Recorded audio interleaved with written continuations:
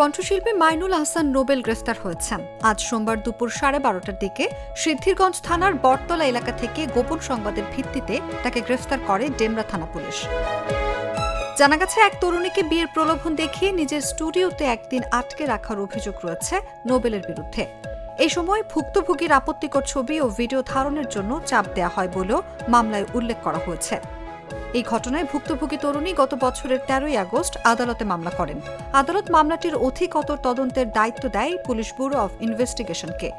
চলতি বছরের 2রা ফেব্রুয়ারি তদন্ত প্রতিবেদন আদালতে দাখিল করেন পিবিআই এর উপপরিদর্শক নুরুজ্জামান। ওই দিনই আদালত নোবেল সহ 4 জনের বিরুদ্ধে গ্রেফতারি পরোয়ানা জারি করেন। পরে আসামিদের আইনের আওতায় এনে আদালতে সোপর্দ করার নির্দেশ দেওয়া হয় ডেমরা থানা পুলিশকে।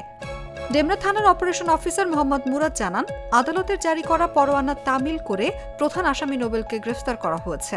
বর্তমানে তাকে আদালতে পাঠানোর প্রক্রিয়া চলছে। গ্লিটারের টুইন লেমন ও অ্যান্টিব্যাকটেরিয়াল ফর্মুলা বাসনকে চকচকে জীবাণুমুক্ত করে আমাদের দেয় গ্লিটার গ্যারান্টি।